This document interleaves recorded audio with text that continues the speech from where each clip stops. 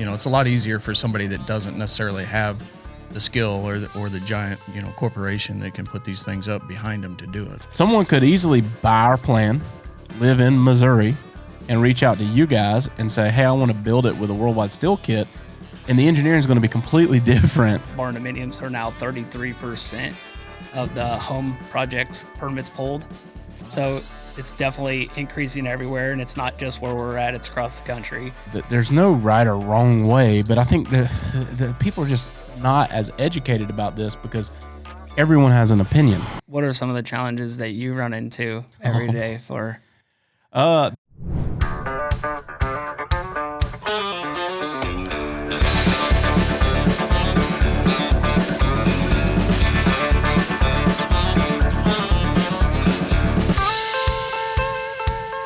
What's up, everybody, and welcome to the Barndo Show. I'm super excited today. I got my buddies from Worldwide Steel, all the way from Kansas City. You guys take a minute and introduce yourselves.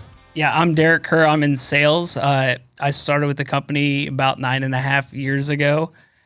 My background is in sales. I started with Anheuser-Busch and worked there for about 9.5 years. Worked a couple of years in the oil industry doing downhole drilling. Went and worked for another steel building competitor, made the transition over to Worldwide, and I've been with Worldwide for 9.5 years now. It's been a great experience, growing a lot, and enjoy what I do. I sell everything from garages and shops to barndominiums to small commercial projects. My name is Brandon Wisely. I'm the Vice President of Installation Services at Worldwide Steel. I came on in March of 2023 and with a role of working to find some contractors nationwide to help put our buildings up for our customers, since most of our sales are direct to the customers. Previous to Worldwide, I spent 24 years with Butler Pre-Engineered Metal Buildings.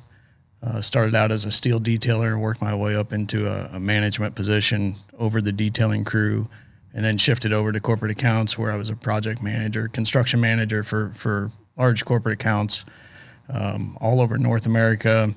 Did some work in Australia, China, and Taiwan, and different things for some large corporate accounts. So that's awesome. Yeah. So Jeff brought me in. Jeff's our owner. He brought me in March of 23. Trying to get some industry experience into the group and try to get our business to grow even more than he has.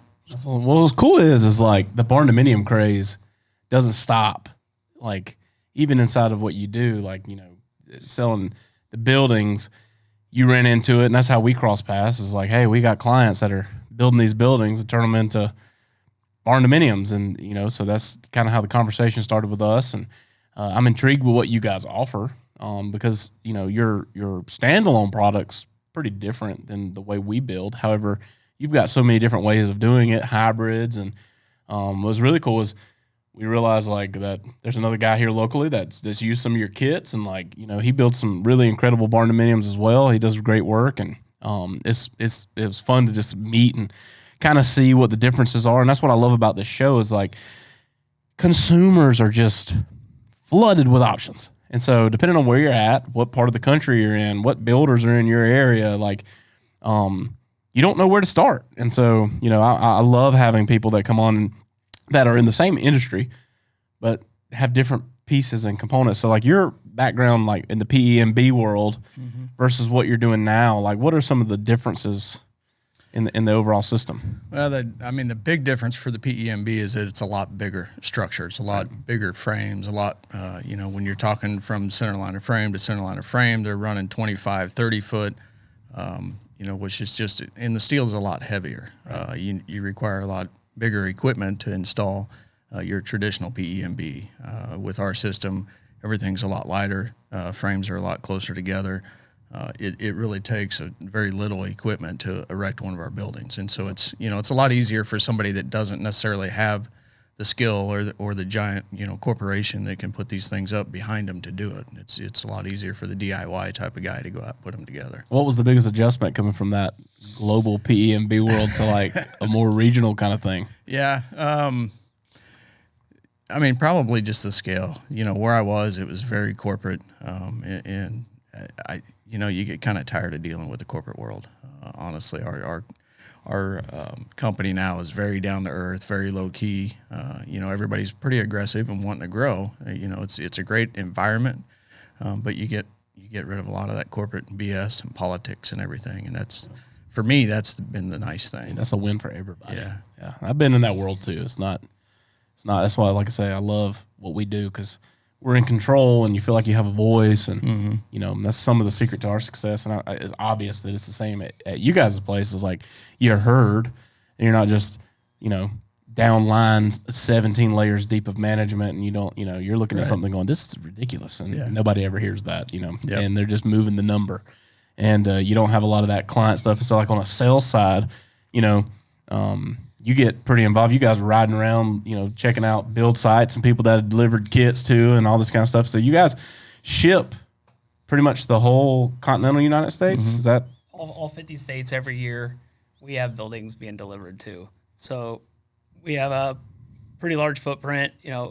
Missouri's our number one sales state. Kansas, Florida, California, Arizona are some big markets for us. Yeah. So talk a little bit about your typical interaction, like clients call you and you could keep it specific to Barndos if you want to, but you don't have to. Cause at the end of the day, you're selling them this kit, what they do with it, it's kind of their thing. But what does that process look like typically when people are calling you? Cause I know for everybody has a great idea, right? But they have they don't know how to start. And so what does that look like when someone calls Worldwide Steel?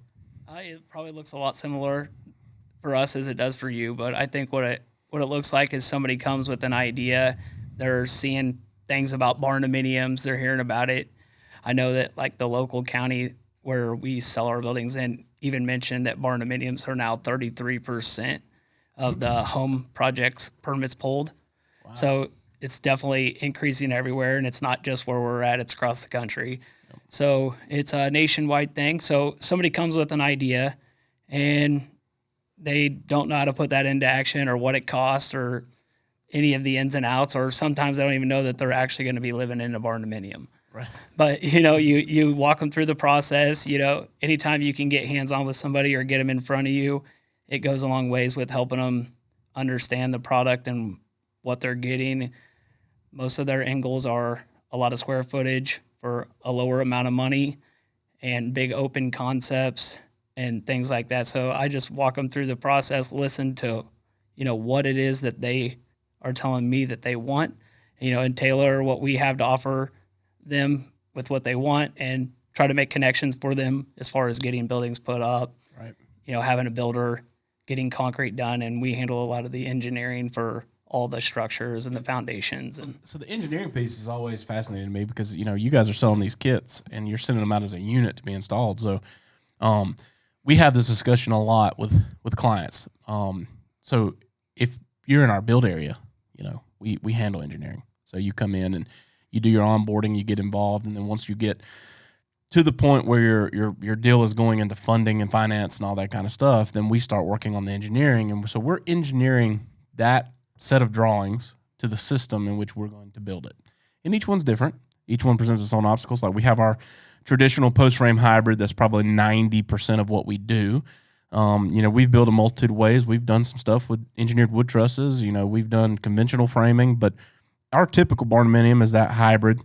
And so when we engineer it, we go to an outside third-party engineer and we say, hey, look, here's the trusses we're using. Those are fully engineered. And then they take those components and then we say, hey, this is the way we, build the actual building.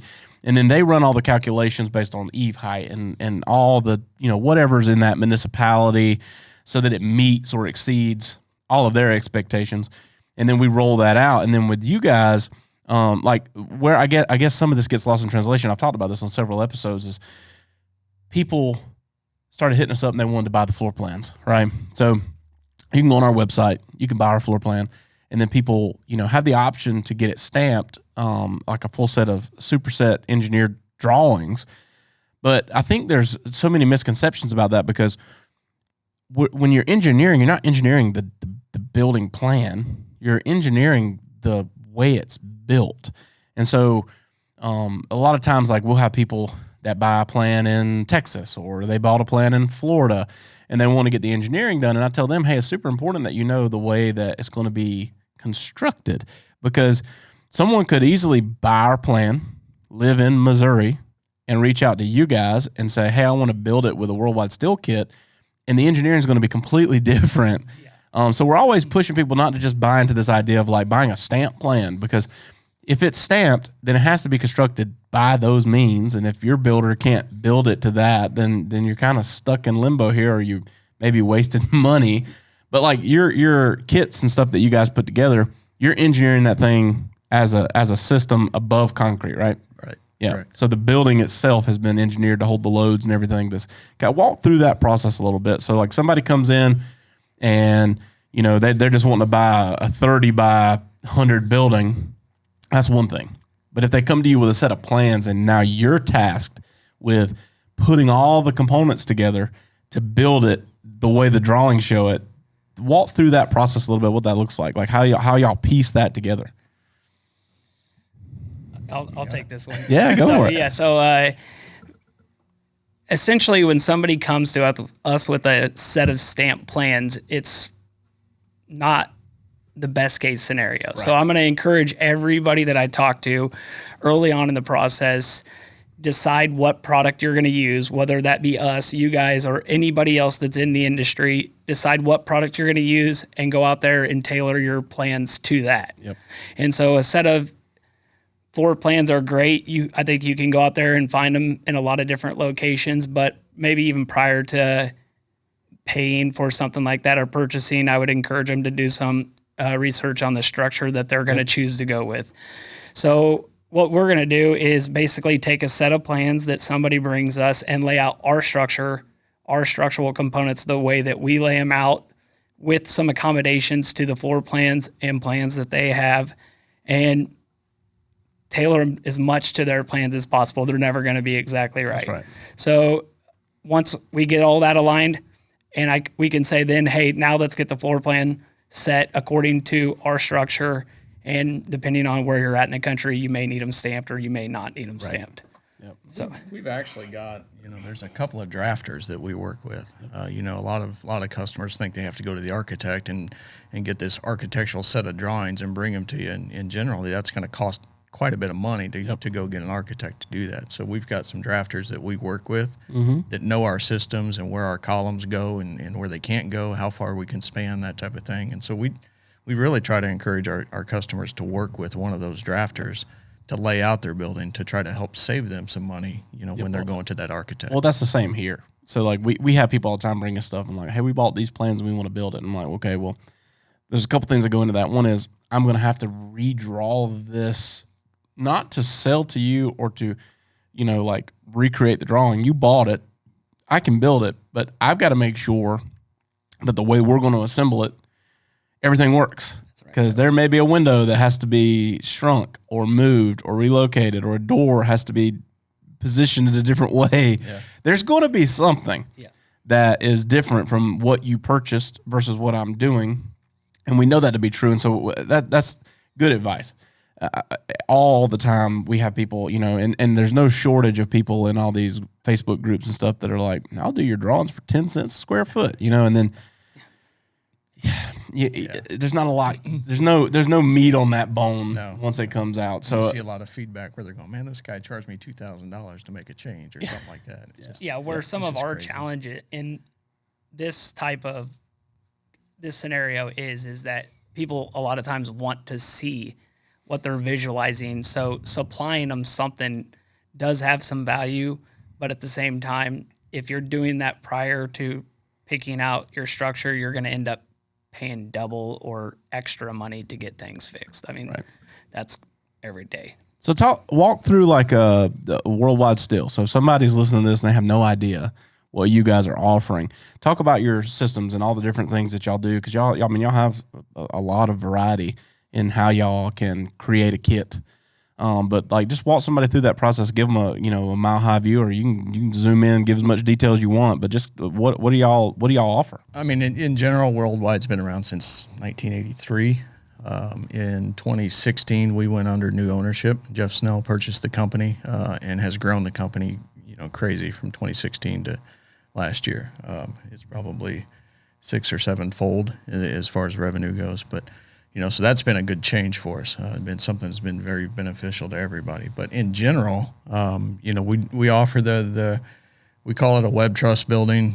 We've got our roof beams or columns look kind of like trusses, like joists, laced webs, whatever you want to call them. So we've got a solution using the web truss, and then we've got a tube leg solution where you actually have a 6x6 tube that you can hide in the wall, which is really geared towards the barndominium type market. You'll still see the roof truss, but that's been pretty popular with customers lately. We do have an all steel option where we do a complete steel purlins and girts, which are your roof and your wall structurals that support the panels.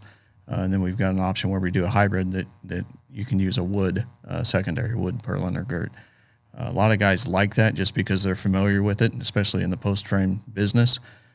We do a fair amount of business with post frame builders where we supply our red iron, roof beam and column, and then they come in and frame everything out in wood. Our trusses can be set up anywhere from 10 to 15 foot on center, so we accommodate a lot of different wall locations where we can place these trusses.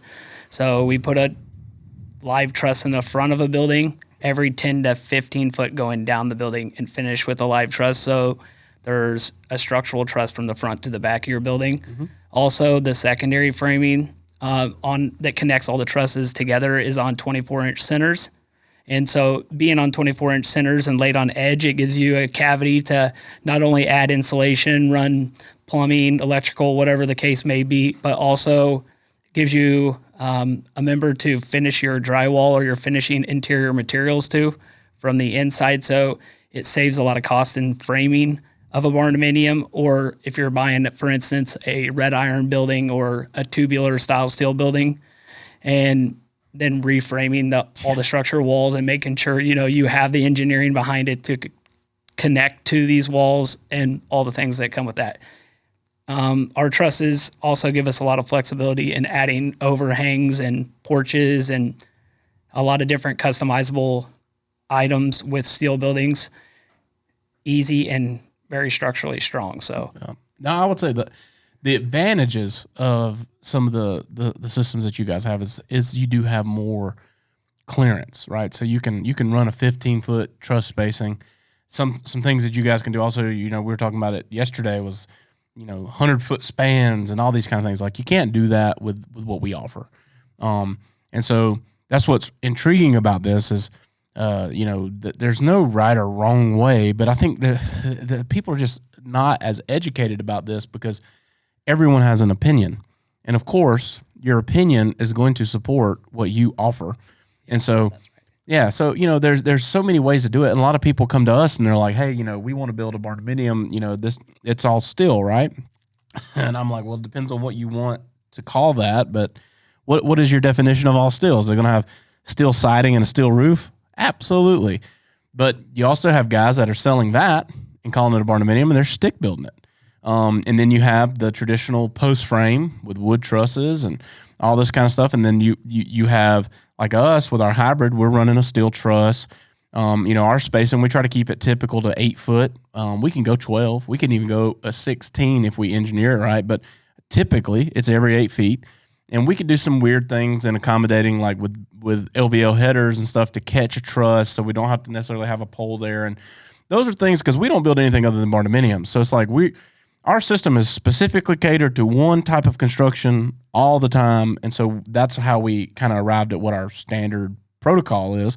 But it doesn't mean that there's not other ways to do it. And what's funny is a lot of guys want, I don't want a wood building. I want a steel building. And they're referring to like red iron structures. And you hit the nail on the head. Like you're going to put that building up and then you're going to build another building inside of that building out of wood. That's right. And then, you guys have your system, which is really like very similar to post frame, but a steel post frame. And the thing about it is like we were talking about this yesterday. There's people that's what they want, and that's great. How do we get it to them? And then like what are the other hurdles or things that they to think about in that, like from a price perspective? Like this building will accomplish what you're trying to do, but there may be an additional cost to doing it that way. So like I say, there's so many different ways to build someone's dream, right?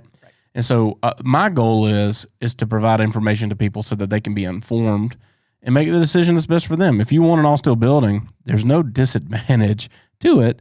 It just there's a different way to arrive at the final destination, right? There may be more costs associated to it. There may not be, but all of that's to be determined. And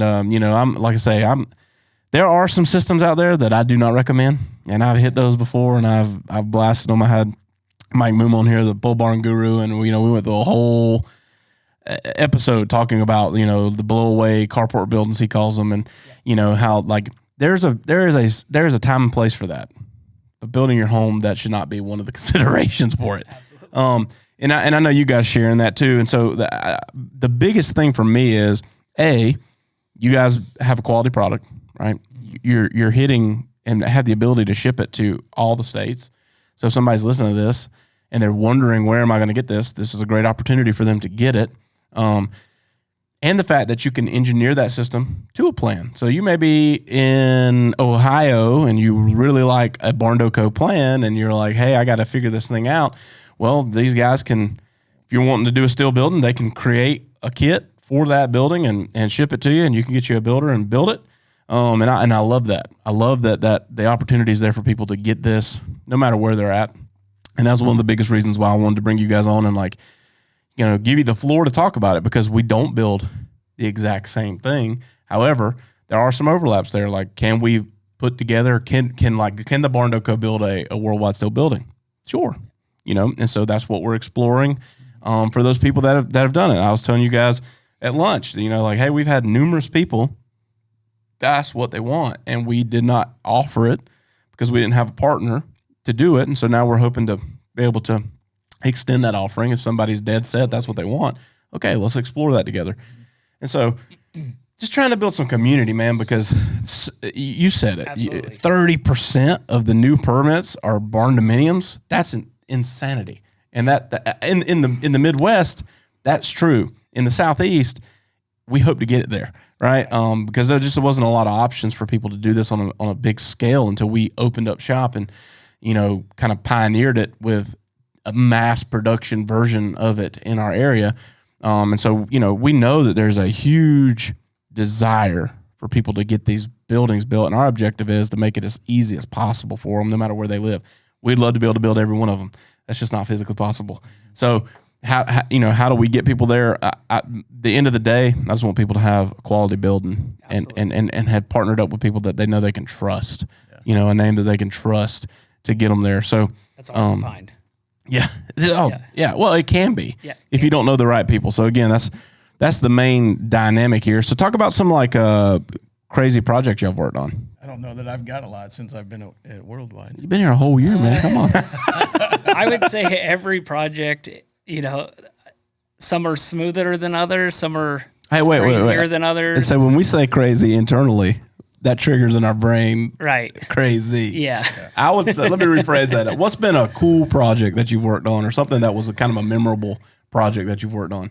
I guess just recently we finished up one that, had a nice big house, living section to it, a nice breezeway to the shop, a really large shop. A customer it has 5 bay doors. So a customer has cars and stuff that he wanted to park in there that are really important to him, but also wanted the shop really large because he was into Pickle Ball. So Pickle Ball seems to be a craze throughout the country right now. So we did a building that was kind of catered around cars and pickleball, and then also their home, and it has a loft. So we are doing a second floor structure with our steel building, and then a big carport off the end. So just in my mind, that's when we just finished up. We installed it, with our crew from home, and he had a nice wraparound porch on that thing. Wraparound porch. Did you guys go play pickleball yet? No. Not in the building. It's not quite finished yet. He's still working the interior stuff, right? You'll see me on a pickleball court. Yeah, we designed one about a year ago for a guy, and I had just started playing pickleball, and I love it. I love it. I'm not any good, but that's what's the beauty of pickleball. You don't have to be.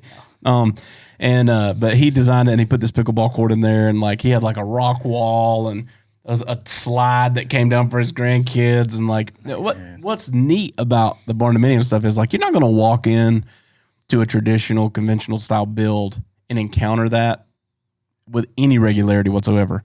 But for whatever reason, the people who are building barndominiums, it's not an uncommon occurrence to have someone come to you and say something like that. Like, we had another guy in North Carolina who came to us, and he had did a development, and he did it out of like a PE&B style system where they were building these big car. I can't remember what he called them. Basically a car shop, and then they put a tiny little living section in the back so that they can still call it a residence. But these are for like supercars, and so they're building these 10 to 15,000 square foot buildings.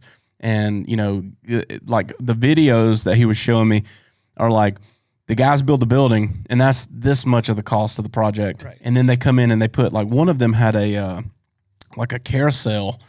And dude parks his Ferrari on it, and it, he can turn it on and make it spin and has lights over it. And like, what other industry do you get to do cool stuff like that than like the barndominium stuff? Now, look, our traditional build is under $400,000, 2,000 square feet. For your middle America, clientele. Like that is what keeps us in business, but. Absolutely.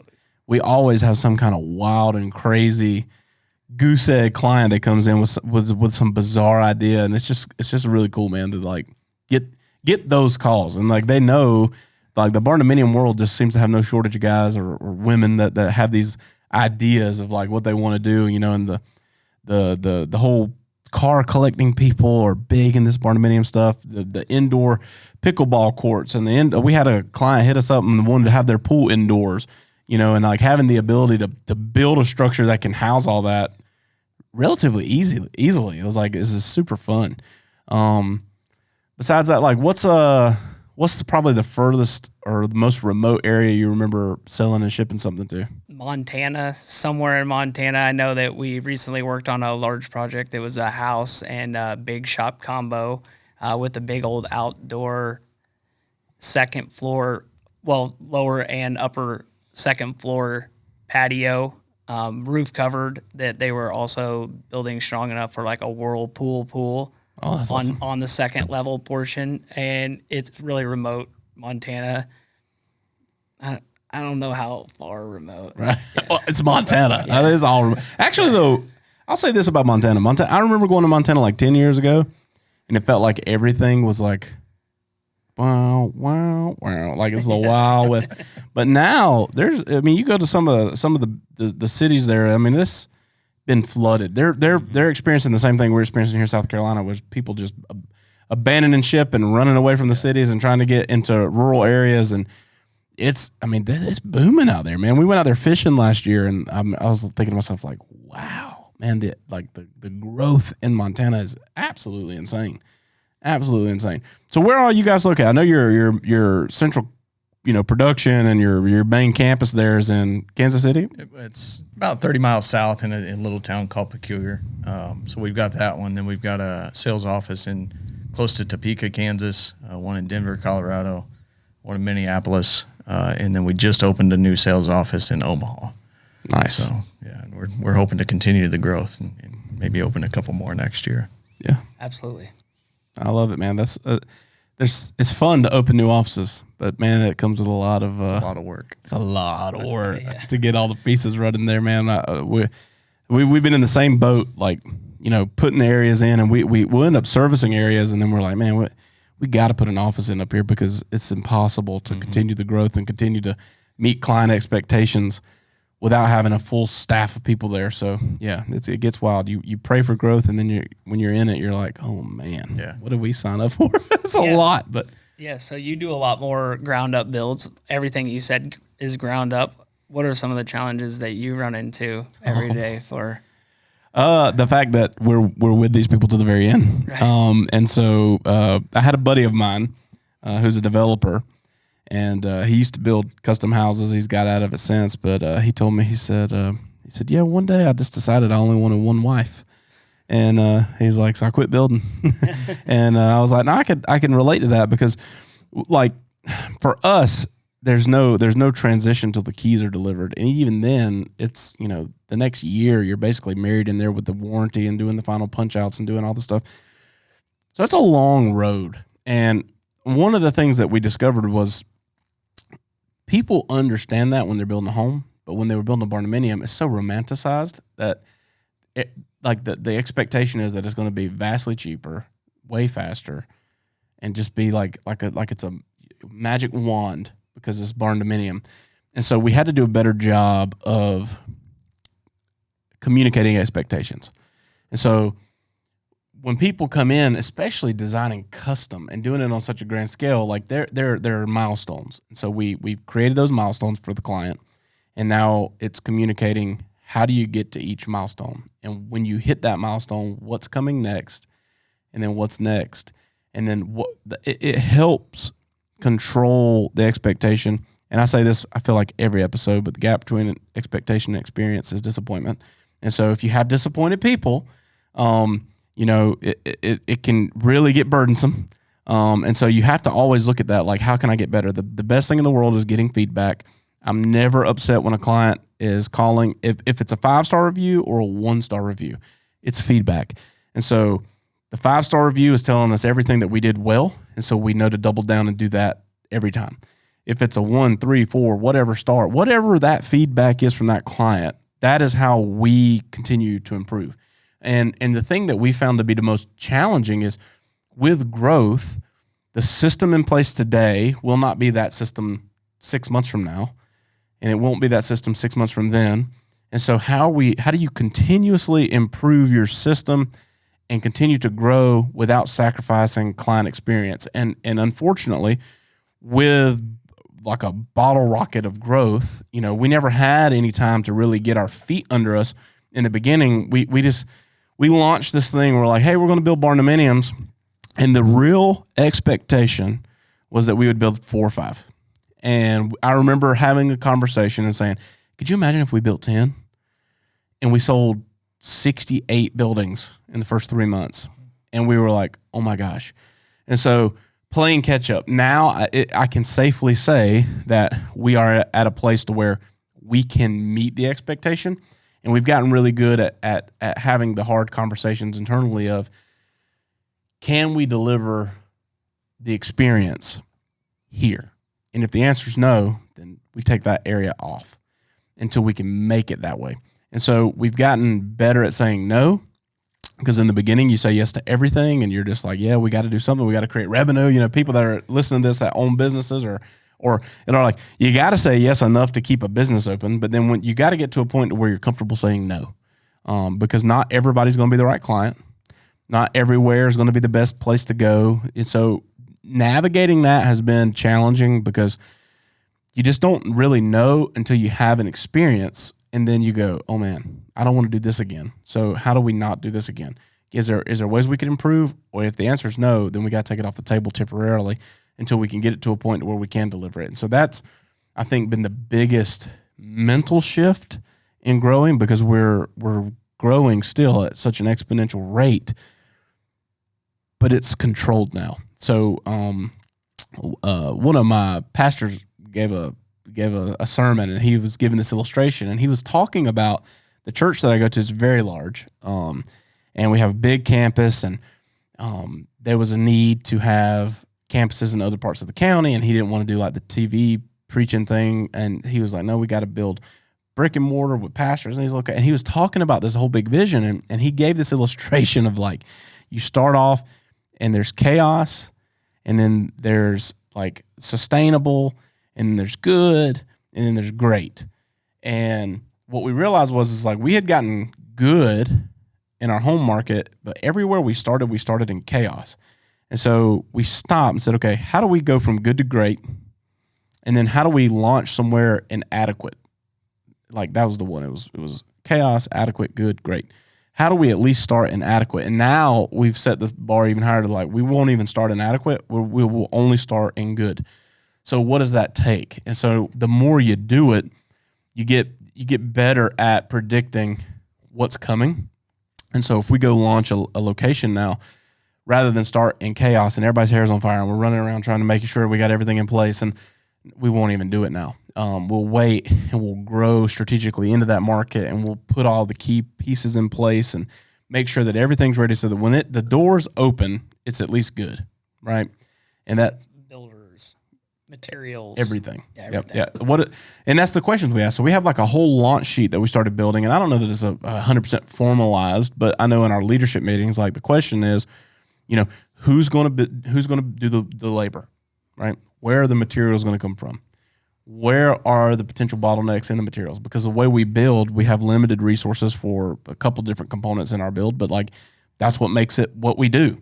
So we know that's going to be a bottleneck. So how are we going to solve? Let's solve it today. How do we solve that problem? And when that problem is solved, okay, now we got to figure out who's going to run and represent the company there. So then we go and we get those people involved. And so what we figured out was like, it's better to have an incubator period where those people are coming in and learning in an experienced office.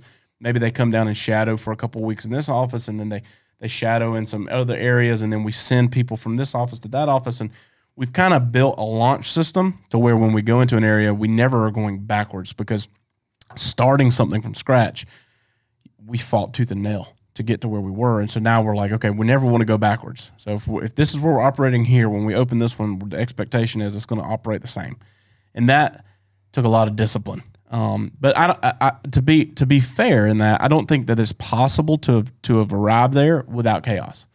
If you'd never been in chaos, you don't know what adequate feels like, and you don't know and when you get good, you have no aspirations to become great. You got to kind of have that expectation. So I think getting real with our expectations internally and basing that off our client experience has been the biggest thing for us. Is like, if we can't give the experience, look, there's people that are angry all the time because we'll adjust a map or we'll do something and they're like, oh my God, you guys said you were building my area. Now you're not building my area. We're like, hey, look, you're upset today, but you don't have any money invested. I would rather that be the case than we promise you something we couldn't deliver. Because we don't ever want to go backwards. We don't ever want to get back in a boat where it's out of control. And so that's kind of how we've done it. And like I say, the growth is very difficult to navigate. Everybody wants it, but like everybody wants the reward. Nobody wants the work, and so it's a lot of work to continue that growth. So, any chance we get to grow, we're jumping on. I mean, it's one of our core values. The A in Barndo stands for always growing, as individuals, but also as a brand. And so everybody wants it, but the B in Barndo stands for being the best. And so if I can't be the best there, I'm not going there yet. So it's just a core value alignment and making sure that we're always on that. That's the main thing. That's the main thing. So beyond just barndominium world, what else do you guys kind of dive into it worldwide? Because y'all have done everything. So. Yeah, we get into some smaller commercial. We've done a lot of horse arenas, sports arenas, the smaller ones. Obviously, we limit ourselves to 100 wide.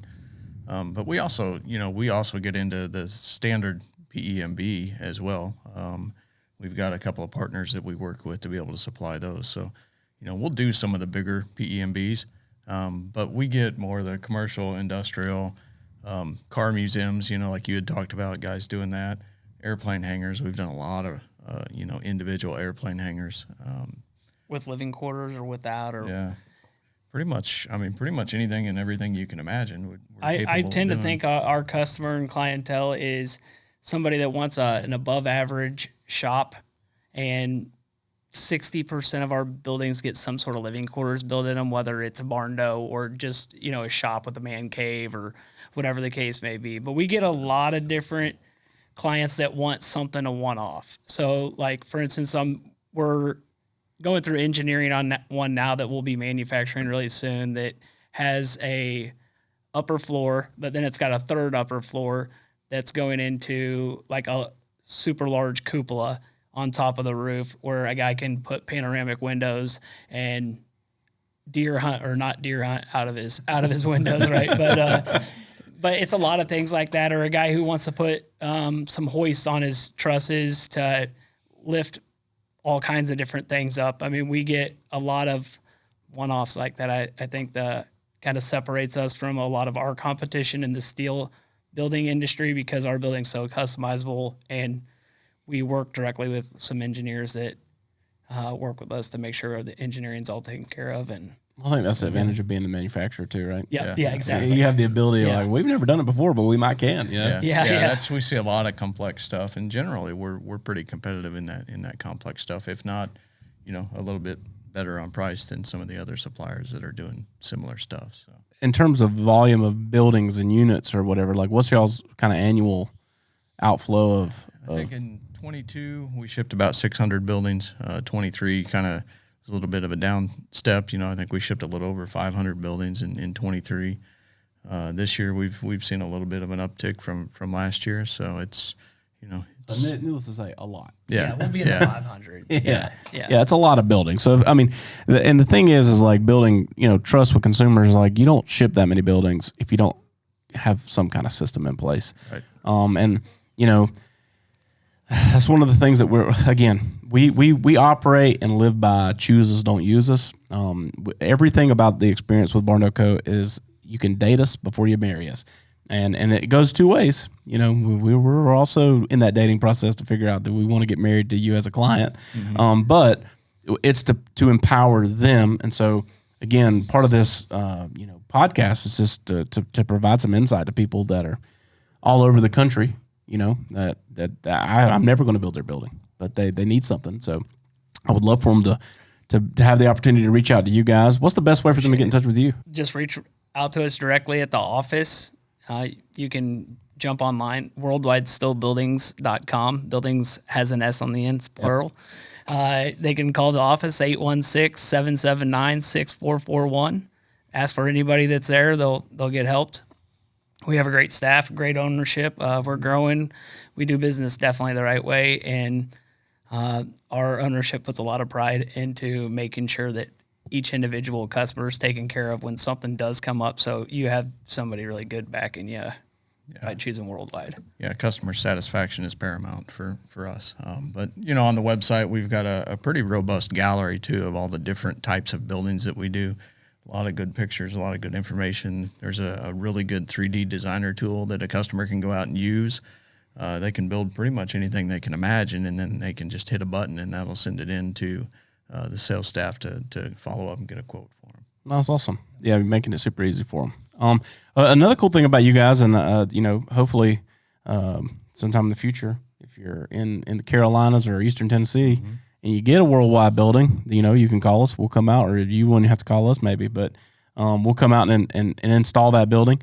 But you guys are doing that with builders, and you've got building erection crews all around the country that you can help refer people to.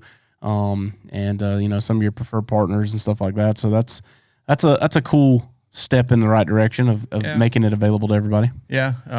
We've been working pretty hard to try to identify, building installers as well as general contractors around the country. Right now, it's not a huge list, but I think we've got about 160 contractors on the list. And we've got some folks that, it's big, but always growing. Yeah, it's always growing. I think we added 6 contractors to the list just last week. And so, we try to really help the customer, try to find somebody that can come out and help them, because that's what we're finding. We sell the kit, and then they're looking for contractors. Who do I call? And that's. We're working on that. We're growing that network. Obviously, having somebody like you guys on board, willing to build our buildings is going to help us tremendously. Oh, snap. So we're going to jump into barn burners. So this is the part of the podcast where we have a couple Facebook communities. Some of them have 500,000-600,000 people in them, and they're asking questions in there every single day. And Jenna does a good job of cataloging through and finding questions that she sees over and over and over again. And so we give the opportunity to snatch a few of those and try to answer them.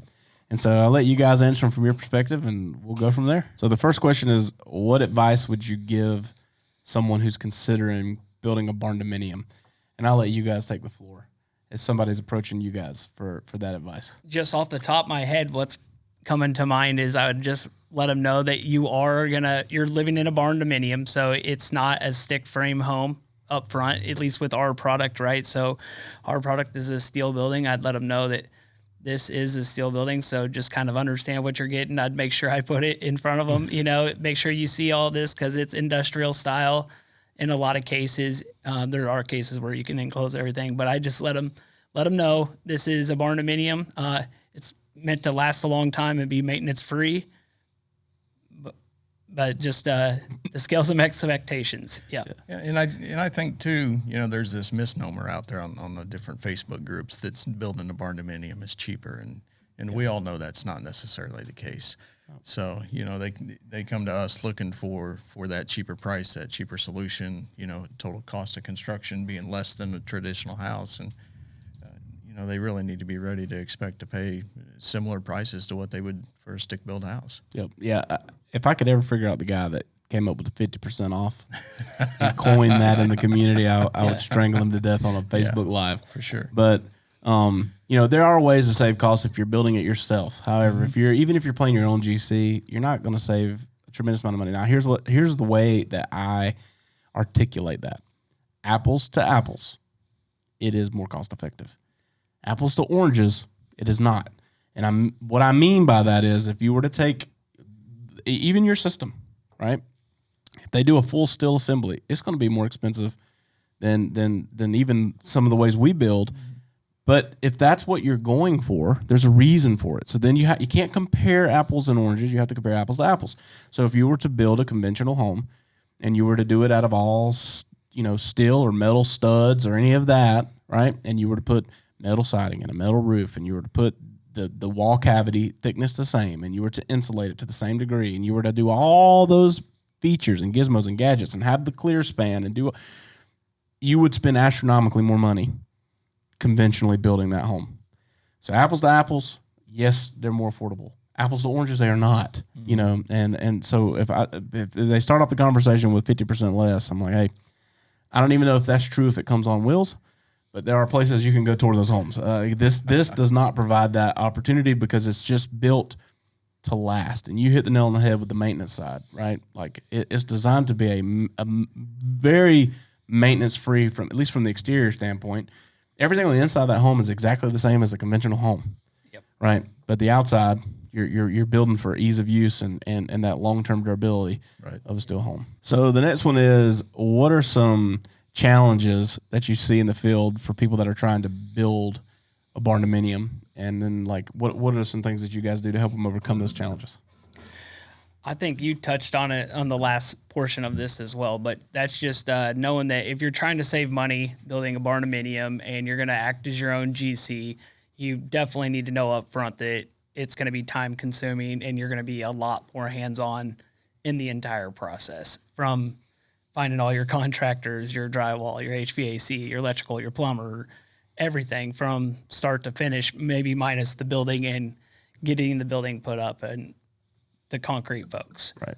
So finding those subcontractors, if you're doing your own GC work, that's been a nightmare for a lot of our customers, because as they're going out and trying to find these subcontractors and hiring them, they're just a small fish to these subcontractors, and so they may end up having another job that they're working with a general that they worked with for a long time, and the subs just run off and have to take care of that stuff before taking care of the client. So there's I think when you do your own GC, there's a tendency to see a lot more delays than what you would see probably if you're hiring a general directly. All right, guys. Well, again, I appreciate you coming out, taking some time, hanging out with us for the last couple of days, going to look at some jobs, doing the podcast, and I look forward to working together in the future, man. Absolutely. It was a lot of fun. Thanks for showing us around. Thanks, guys, for tuning in to the Barndo Show podcast. If you're watching on YouTube or wherever you're listening to this content, hit subscribe so you don't miss an episode. And then be sure to check us out on all of our social media platforms at the Barndo Co. Super simple to find us. And then when you're ready to dive in a little more, maybe look around some of our available floor plan options or take a look at the gallery of our work, or maybe you're ready to connect with our team and explore what it looks like to build your dream barndominium, you can visit us online at thebarndoco.com.